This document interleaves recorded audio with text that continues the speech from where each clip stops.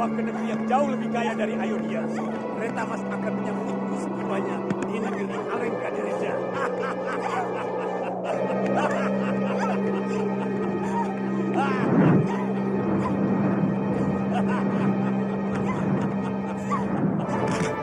Di atas awan yang bergulung laksana samudra putih, Rahwana sang penguasa Alengka Dirja melesat bagaikan kilat hitam. Dalam genggamannya, ia menculik Dewi Sinta, permaisuri mulia dari Ramawijaya, putra Ayodhya. Niat jahat pun bersemayam dalam hatinya, hendak ia bawa sang Dewi ke istana megahnya di negeri Alengka.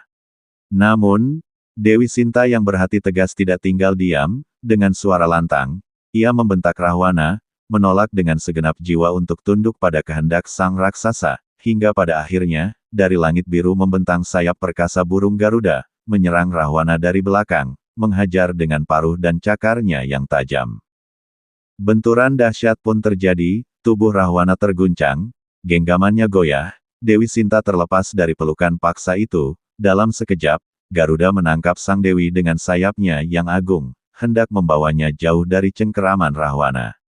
Namun, Rahwana tak rela. Ia mengamuk, menyerang Garuda dengan tenaga penuh, hingga burung perkasa itu terpental jauh, terhempas di angkasa, dan Sinta kembali terombang-ambing di udara. Rahwana meraih kembali buruannya dengan tawa yang bergema, bagai guru di cakrawala. Di saat itu pula, Ramawijaya berada dalam jurang keputusasaan. Hati ksatria itu perih, seakan patah melihat istrinya direnggut tanpa daya. Di tengah kepedihan itu, burung Garuda yang terluka parah jatuh di dekat kaki Rama dan Laksmana. Dengan napas tersengal, ia berkata bahwa sang permaisuri telah dibawa lari Rahwana menuju Alengka Dirja. Lalu, dengan senyum lirih dan mata yang menutup perlahan, Garuda gugur, menyerahkan jiwa dalam tenang. Ramawijaya pun bersumpah di hadapan langit dan bumi. Ia berikrar akan merebut kembali istrinya, meski harus menantang maut dan menembus dinding besi Alengka. Cobaan apa lagi yang harus saya terima? Bertubi-tubi engkau menguji ketabahan saya.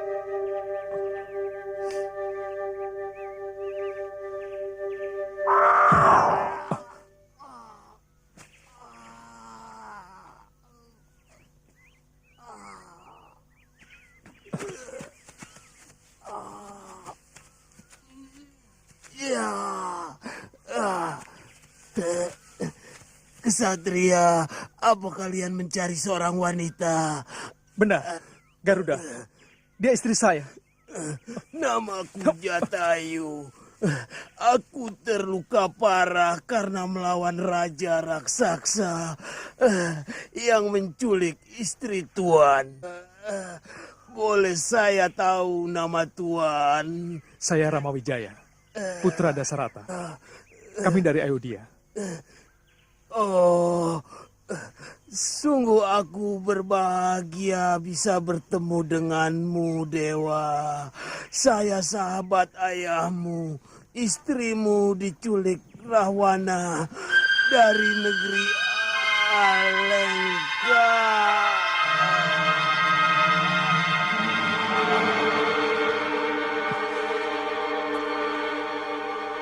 Terima kasih atas usaha pertolongan, Paman.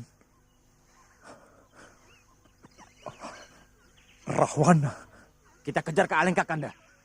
Kita hajar raksasa keji itu. Iya. Saya harus merebut kembali hak saya. Bagaimanapun saktinya Rahwana.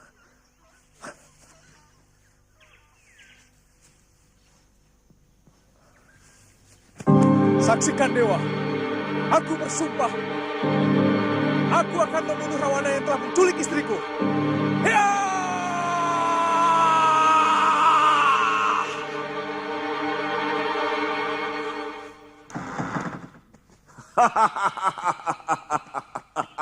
Sementara itu, di Istana Alengka, Rahwana membusungkan dada, memamerkan hasil tangkapannya kepada segenap bala tentaranya. Dewi Sinta, permaisuri Ayodhya, kini berada di genggamannya. Namun Wibisana, adik Rahwana yang berhati bijak, mencoba menasihati. Ia berkata agar sang Dewi tidak diperlakukan kasar, melainkan ditempatkan di Kaputren, ditemani oleh Trijata, putri Rahwana, agar mengenal Alengka tanpa rasa takut. Mengejutkan, Rahwana yang biasanya angkara murka kali ini mengangguk, seolah menerima saran adiknya.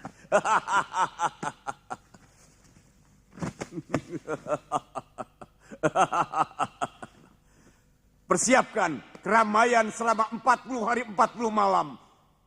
Dalam upacara perkawinanku nanti. Wibisana. Baik, Kanda Maharaja. Saya yakin, lebih dari itu pun, Kanda pasti sanggup. Tapi masalahnya, apakah Dewi itu bersedia menjadi istri Kanda? Ada urusan apa? Dia mau atau tidak mau?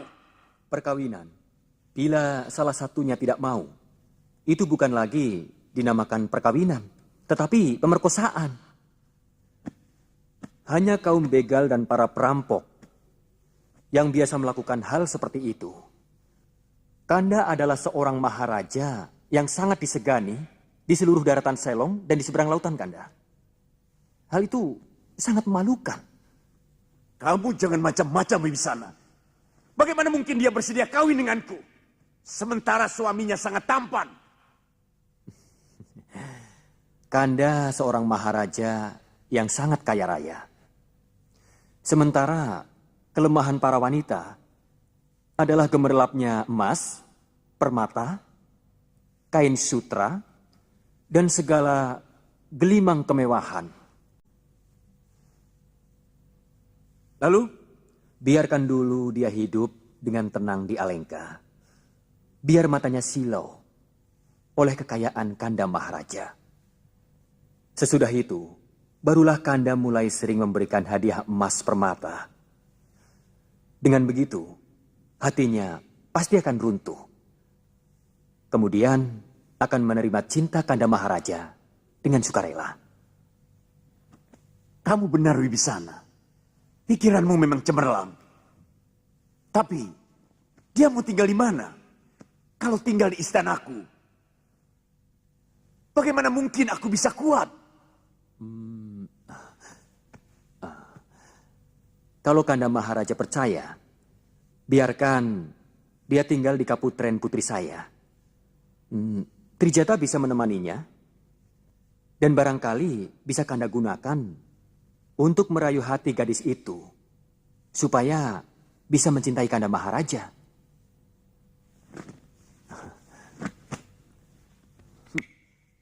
Kamu sungguh cerdas Wibisana. Suruh Trijata kemari. Dan menemani Widowatiku kalau dia siuman nanti. Aku perlu istirahat. Baik, Kanda.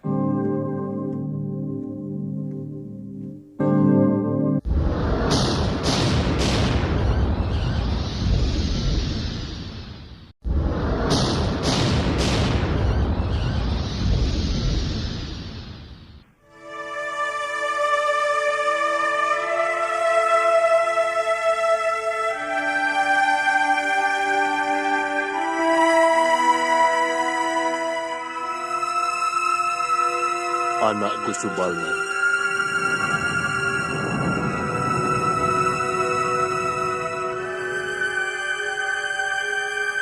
Bangunlah, nak. Ini Romo datang.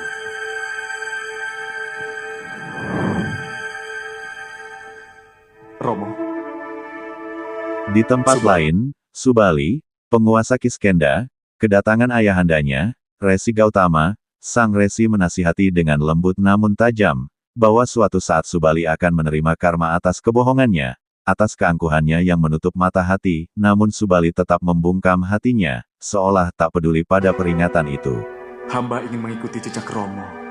Subali, seorang resi, haruslah mempunyai pikiran yang jernih, dan hati yang bersih. Jawab pertanyaan Romo dengan jujur. Kenapa kau tega berbuat kejam pada adik kandungmu sendiri? Dia lebih kecil, Romo. Dia yang menginginkan jiwa hamba demi untuk mendapatkan anugerah Dewata. Kamu tidak jujur, anakku. Bukankah sebenarnya kamu juga melihat ada bekas darah di mulut gua? Kamu pun tahu, ada cairan merah dan cairan putih, yang sebenarnya itu adalah otak dari Mahesa Sura dan Lembu Sura yang hancur. Tapi kamu tetap menolak alasan adik kandungmu sendiri.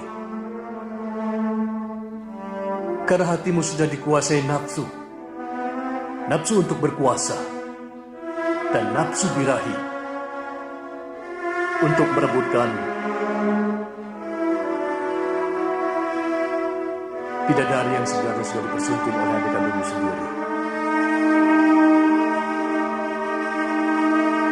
Itu salah satu sebab hamba melakukan semedi, Romo. Hamba mengharap ampunan Dewata atas segala kesalahan hamba, Romo. Kenapa kepada Dewata? Bukankah yang kamu sakiti itu adalah adik kandungmu sendiri? Ingat, Subali. Kamu telah menghancurkan lahir dan batinnya.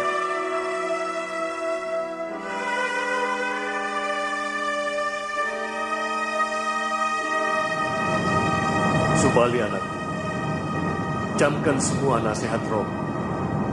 Karena persoalan itulah hatimu jadi gelisah.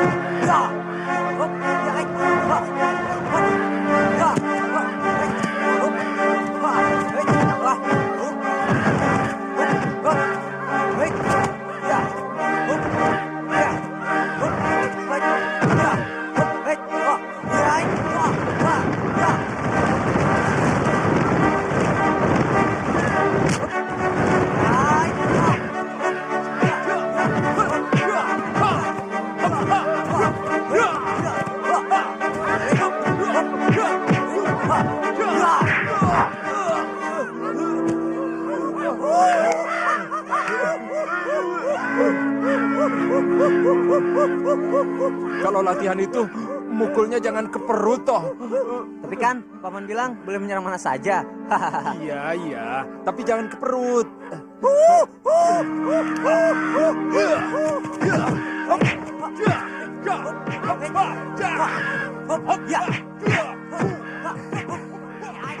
Dia akan menjadi seorang pahlawan yang tangguh.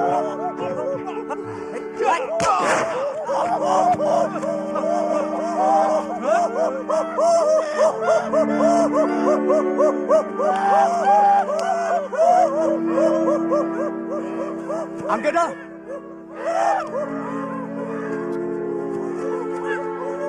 Saya cuma bercanda, Bopo. Kalau latihan jangan sambil bercanda. Nanti ilmu yang masuk dalam ingatanmu akan kacau. Kamu tidak apa-apa, Anila? Oh, tidak apa-apa, Gusti. Perutku memang lagi mules.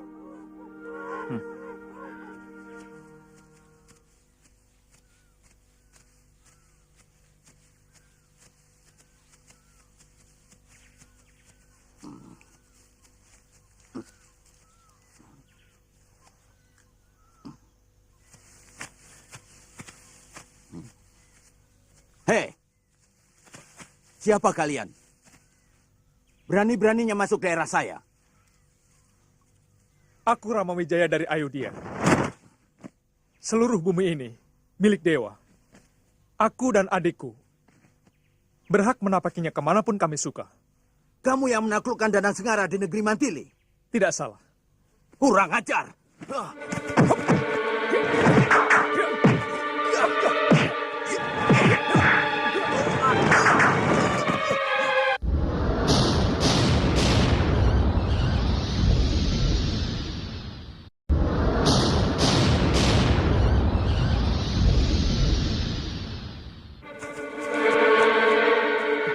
Mohon ampun, Satria. Hamba menyerah. Sebenarnya aku berhak membunuhmu. Karena kamu telah lancang berani menyerangku tanpa sebab. Mohon ampun. Siapa namamu? Hamba Sambarawa, raja dari sekalian lutung yang ada di hutan ini. Kenapa tanpa sebab kamu menyerang kami? Hamba kesal kepada Gusti. Kenapa Gusti tidak langsung membunuh Danang Sengara? Padahal dia burung jahat yang telah memakan ratusan rakyat hamba. Kamu ini aneh. Hei, aku tidak pernah tahu urusanmu dengan Danang Sengara. Dan kukira semua itu bukan urusanku. Hamba hanya kesal kepada Gusti. Kenapa Gusti tidak membunuh gagak siluman itu? Atas tindakan tadi, hamba mohon ampun. Dan hamba bersedia menjadi budak. Aku tidak perlu budak, Sambarawa. Oh ya, kamu tahu arah ke negeri Alengka? Hamba pernah mendengar negeri itu. Kalau tidak salah, di seberang Laut Selatan. Namanya Selong. Rajanya sangat jahat, Tuan. Kalau Tuan ada perseteruan dengan dia, ribuan rakyat hamba siap membantu, Tuan. Terima kasih, Sambarawa. Mungkin nanti aku memerlukannya. Nah, sekarang kamu boleh pergi. Mohon pamit, Tuan. Dasar lutung, bukannya berterima kasih, malah menyerang. Iya, itulah bahasa kaum binatang. Tapi sebenarnya dia baik. Hatinya tulus. Ayo.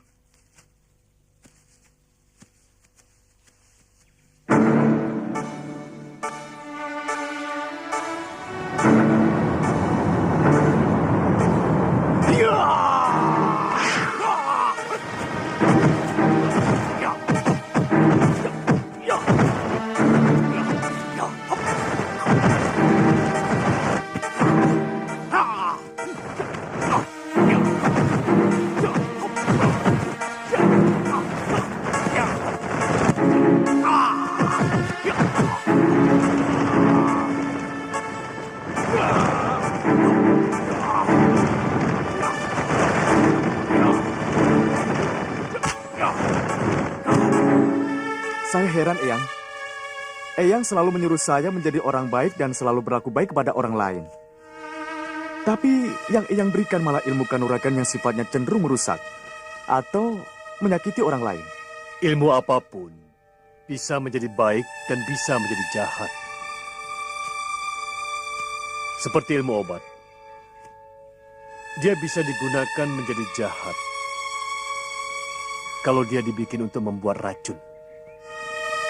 Karena obat dan racun itu hanya berbeda takaran. Begitu juga dengan ilmu kanuragan. Dia bisa menjadi baik dan juga dia bisa menjadi jahat kalau digunakan untuk merampok dan menindas orang yang lemah. Ya, sekarang ilmu yang akan Eyang turunkan adalah kekebalan dirimu dari sengatan api. Duduklah, bersikaplah semedi.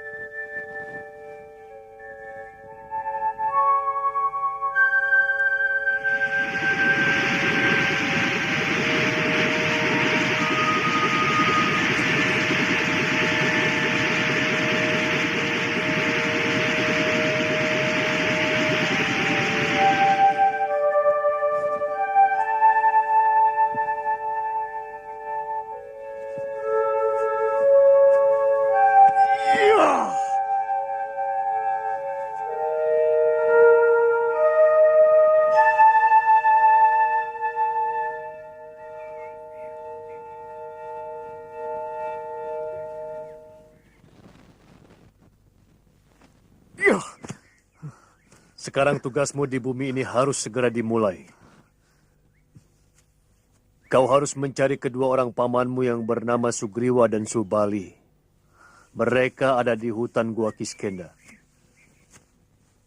Kemudian nanti kamu akan berjumpa dengan dua kesatria utama dari Ayodhya.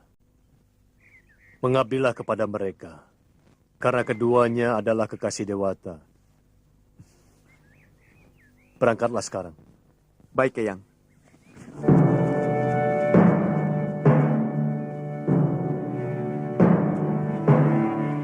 Anak itu aneh. Tidak mau bertanya di mana hutan Gua Kiskenda itu. Paling tidak mestinya dia bertanya kemana arahnya. Tapi firasatku mengatakan anak ini akan dikenang manusia sepanjang zaman.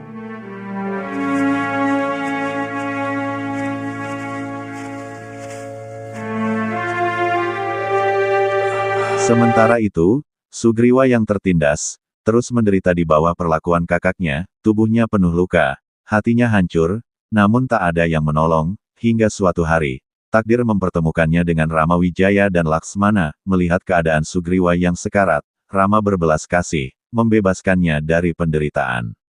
Dalam tangis dan luka, Sugriwa bercerita, ia dihina, namanya dicemarkan, dipukul tanpa ampun oleh Subali. Mendengar kisah itu, Rama berjanji, ia akan membersihkan nama Sugriwa dan mengembalikan kehormatan yang telah dirampas.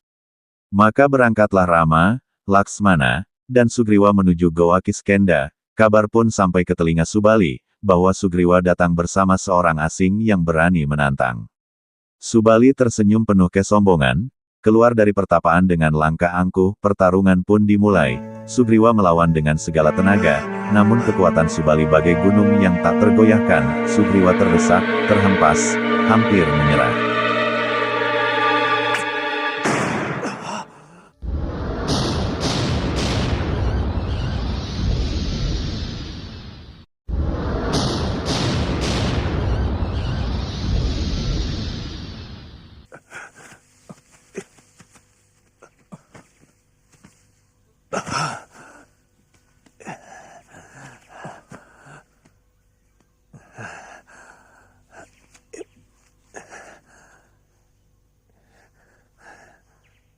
Terima kasih Tuhan telah menyelamatkan saya.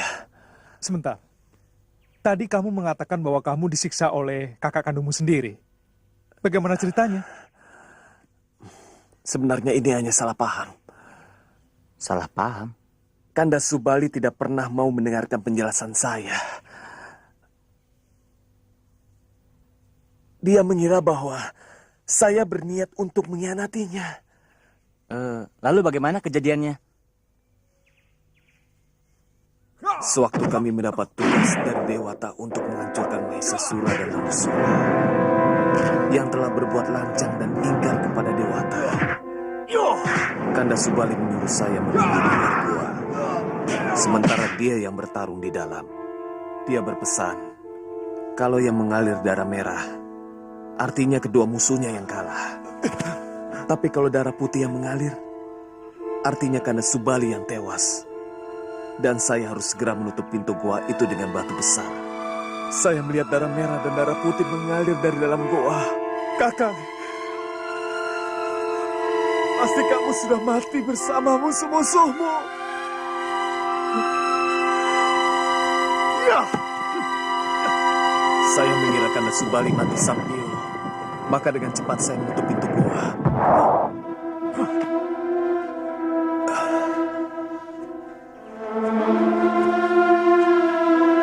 Dan ternyata kakakmu belum mati. Kanda Subali mengira saya memang sengaja mau mengubur dia di dalam goa. Supaya saya bisa memiliki Dinda Dewi Tara. Sebagai pemberian dari Kayangan. Kalau mampu mengalahkan Mahesasura dan Lamusura. Dia mengamuk setelah berhasil menghancurkan batu besar yang kamu tutupkan pada mulut gua. Saya dihajar habis-habisan. Waktu sedang melakukan upacara perkawinan saya dengan Dewi Tara. Kemudian diusir dari negeri gua Kiskenda. Dan istri saya diambil.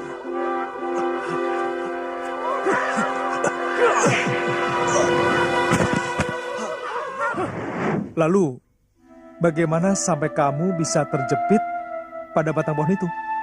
Itu karena saya tidak tahan menanggung kerinduan saya pada teman dan rakyat saya. Saya sering mencuri-curi datang ke Gua Kiskenda. Tapi suatu saat, Kanda Subali memergoki saya. Kemudian, menghajar saya habis-habisan.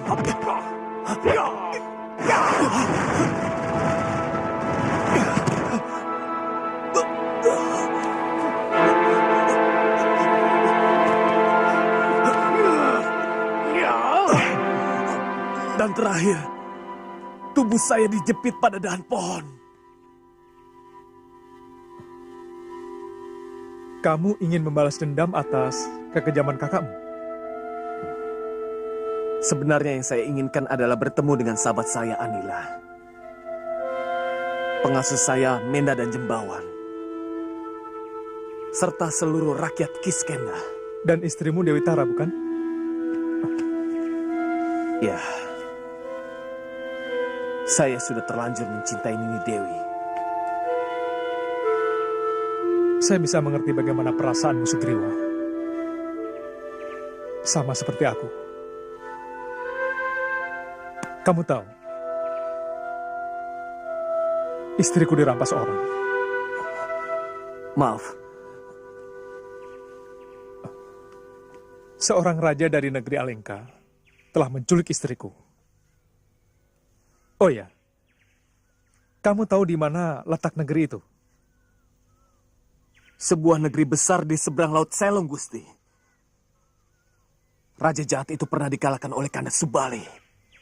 Tapi karena kepandaiannya bersandiwara, dia diampuni. Bahkan diberi ajian yang sangat sakti yang bernama Pancasona. Hamba sanggup membantu Tuan dengan semua rakyat Gua Kiskenda. Tapi kalau hamba berhasil merebut kekuasaan itu dari tangan Kanda Subali, datanglah ke negerimu itu. Kami akan membelamu.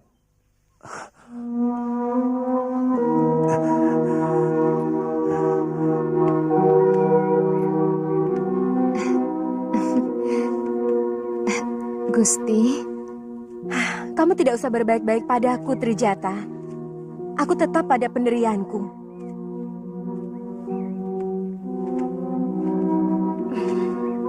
Hanya satu orang yang aku cintai seumur hidupku, yaitu Kanda Rama. Katakan pada uakmu Rahwana, aku akan bunuh diri kalau dia berani sedikit saja menyentuh kulitku. Tugas saya hanya menemani Gusti, supaya Gusti tidak kesepian. Romo Wibisana yang menyuruh. Itu hanya akal bulus, Trijata. Aku tahu.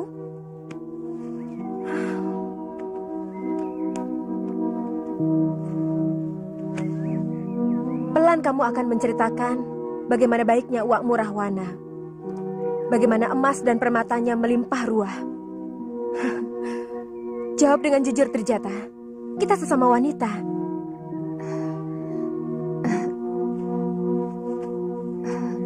Wak Rahwana memang yang menyuruh saya melakukan itu, Gusti.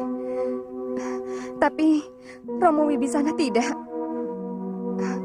Romo membawa Gusti ke keputren saya untuk menghindari tindakan kurang ajar Wak Rahwana. Terus terang, saya sangat prihatin dengan nasib Gusti. Seluruh keluarga Kedaton sangat tahu bagaimana sikap kasar Wak Rahwana terhadap wanita. Rahwana tidak akan bisa melakukannya kepadaku. Karena dia tidak akan bisa mendapatkan Sinta. Karena Sinta tanpa nyawa adalah bangkai, bukan lagi Sinta. Kalau saja saya mampu, ingin sekali rasanya saya membebaskan Gusti Dewi dari negeri ini. Terus terang, Gusti, saya tidak betah tinggal di sini. Saya benar-benar merasa tersiksa, Gusti. Kenapa? Bukankah negeri ini kaya raya? Dan sebagai putri seorang pangeran, kau bisa mendapatkan apapun yang kau inginkan. Terkadang, saya bertanya-tanya kepada Dewata. Kenapa Romo dan saya dilahirkan sebagai manusia, sedangkan saudara Romo yang lain adalah Denawa, yang masing-masing membawa watak yang sangat jauh berbeda. Itulah sebabnya saya sangat bahagia sekali ketika diberi tugas untuk menemani Gusti. Trijata, maukah kau menjadi saudaraku? Gusti, hamba akan melindungi Gusti apapun yang terjadi.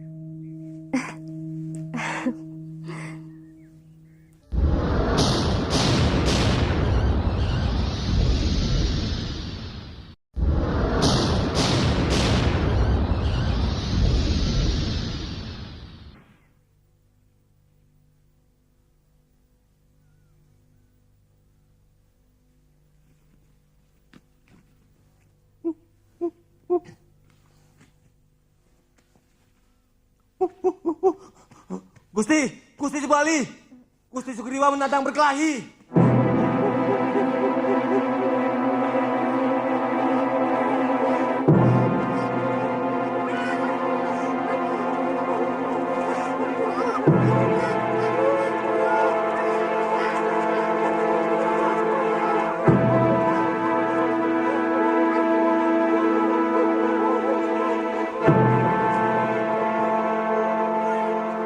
Kau menantangku, Sugriwa?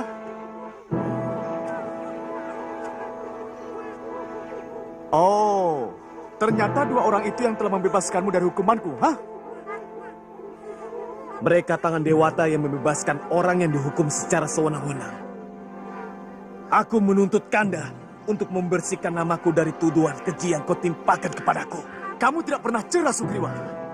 Kamu tidak akan pernah bisa mengalahkanku. Aku lebih rela mati dengan kepastian yang jelas bahwa aku tidak pernah bersalah.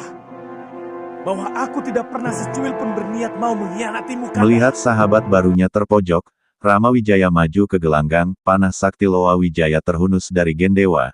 Cahaya dari pusaka itu membelah udara, Subali menyerang dengan amarah. Yakin tak akan mati sebab ajian Pancasona melindunginya. Namun, saat panah dilepaskan, kilat suci itu menembus dada Subali, merobek keangkuhan dan menaklukkan ajian Pancasona. Subali jatuh terkapar, napasnya tersengal, dengan mata berkaca-kaca. Ia memandang Rama, menyadari bahwa di hadapannya bukan manusia biasa, melainkan titisan Dewa Wisnu. Ia menyesali segala dosa, meminta maaf kepada Sugriwa dengan suara yang lirih, di pelukan penyesalan. Subali menghembuskan nafas terakhir. Dan menyunting Dewi Tara untuk menjadi istrimu, tanpa ada orang kedua. Lalu untuk membenarkan tindakanmu, kamu menuduhku berbuat lancung.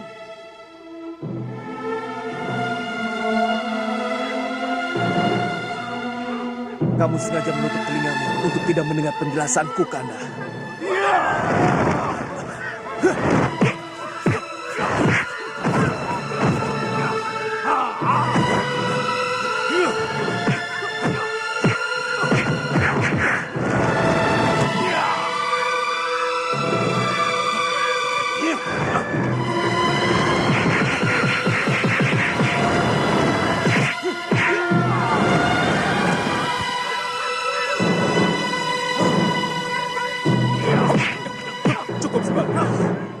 Kekejaman Tuan sudah seperti binatang. Ada urusan apa Tuan mencampuri urusanku? Hah? Aku tidak bisa melihat segala sesuatu yang berlebihan. Dan tindakan Resi kepada adik kandung sendiri sudah melewati batas kepatutan itu sendiri. Artinya Tuan merasa lebih pantas untuk menghadapiku. Aku semakin yakin bahwa Sugriwa adalah kebenaran yang tertindas. Dan aku terlahir untuk menjadi kepanjangan tangan orang-orang yang tertindas.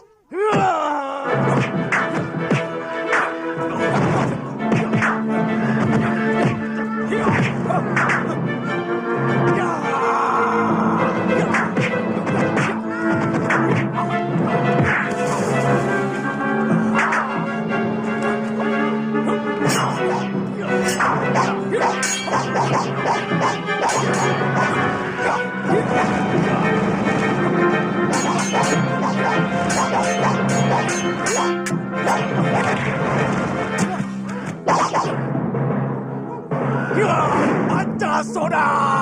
Rupanya ajian itu yang diceritakan Sugriwa. Begitu tubuhnya jatuh ke tanah, maka dia bisa hidup kembali.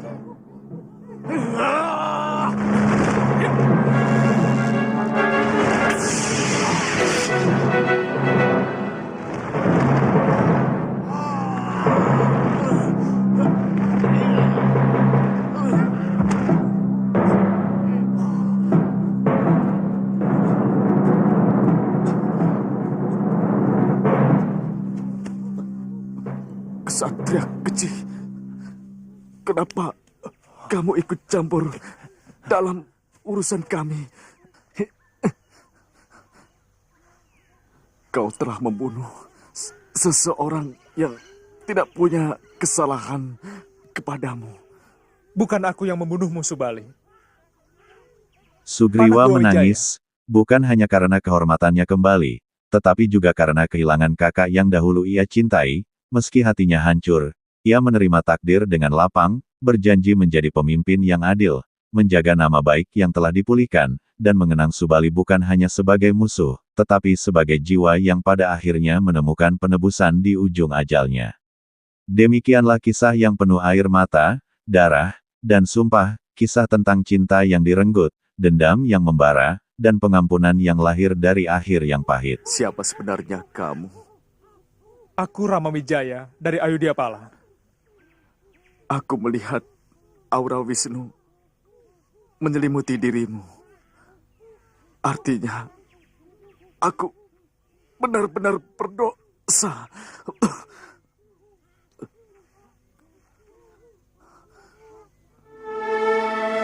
Sugriwa, kemarilah Sugriwa.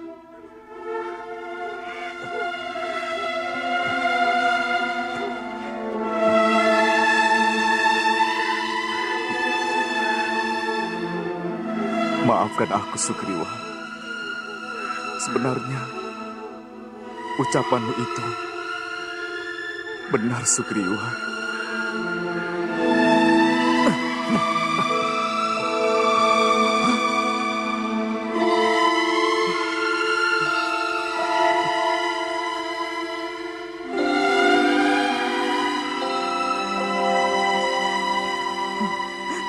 Ternyata Sugriwa tidak bohong. Ini memang cairan darah putih.